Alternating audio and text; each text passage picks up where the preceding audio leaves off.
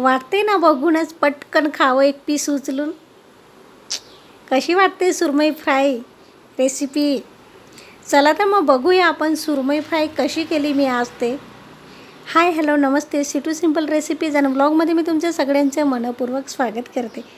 आज मी मार्केटहून सुरमई फिश घेऊन आलेली, स्वच्छ धुवून घेतली आणि सुरमई फ्राय करायची म्हणून हे घेतले आपण मसाले.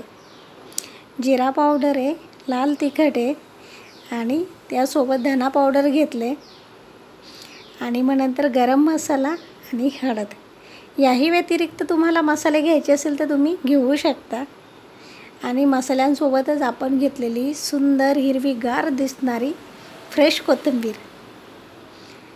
फिशला आपण मॅरिनेट करून ठेवणार आहे, त्यासाठी हे सगळे मसाले व्यवस्थित मिक्स करून घ्यायचे आणि ह्या मसाल्यामध्ये चवीपुरतं मीठ टाकून व्यवस्थित मिक्स झाल्यानंतर त्या मसाल्यामध्ये थोडं थोडं पाणी टाकून छान मसाला तयार करून घ्यायचा आहे, जेणेकरून आपली सुरमई फ्राय छान एकदम चविष्ट फ्राय होईल. असं बघा बरं, सुरमई फ्राय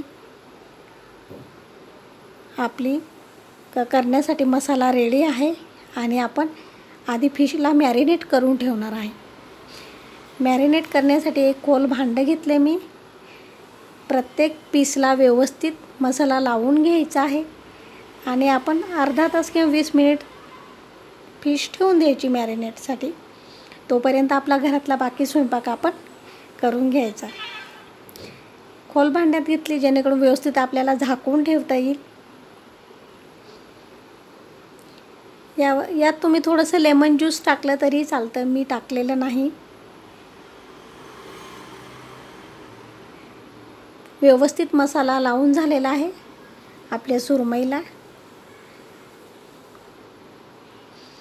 आणि 20 मिनिटानंतर आपण गॅस चालू करून पॅन ठेवला. त्यात आपण ऑइल टाकले आहे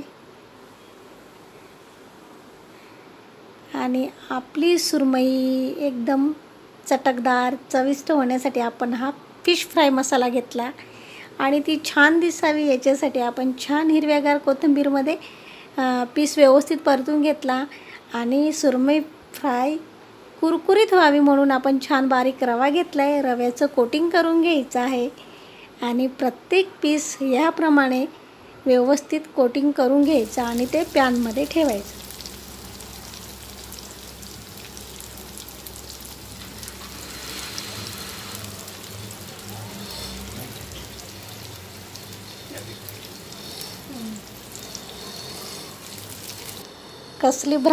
कसली भारी फ्राय होते ना रेसिपी.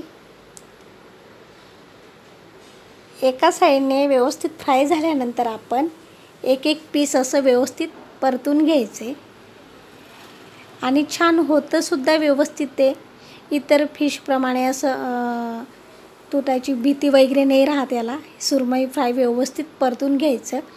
एका साईडला आपली छान फ्राय झालेली आणि एका साईडला बाकी ना, मग ती दुसरी साईड पण लगेच फ्राय व्हायला पाहिजे म्हणून व्यवस्थित एक एक पीस परतून घ्यायचं घाई न करता. बघा बरं किती छान दिसते ना सुरमई फ्राय. या पद्धतीने तुम्ही पण नक्की ट्राय करा.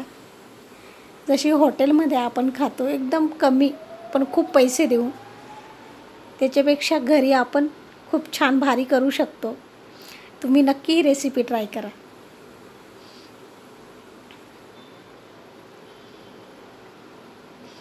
एका साईडला आपण 10 मिनिटपर्यंत ठेवायची सुरमई आणि मग दुसऱ्या साईडलासुद्धा परतून घ्यायची आणि तसं 10 मिनिट ठेवायची.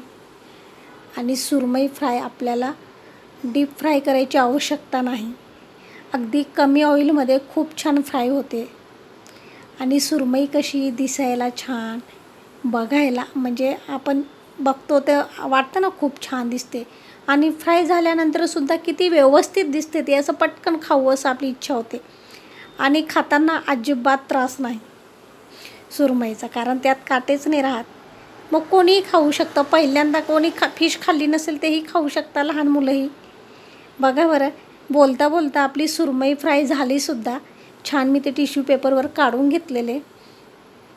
कसली भारी झाली सुरमई फ्राय, छान दिसते ना. बघा बरं, माझी रेसिपी तुम्हाला आवडली असेल नक्की कमेंट करा आणि सुंदर दिसतोय म्हणून आणखी मी कोथिंबीर टाकले. व्हिडिओला लाईक शेअर करा. आपण पुढच्या व्हिडिओमध्ये भेटूच, तोपर्यंत टेक केअर. Bye bye.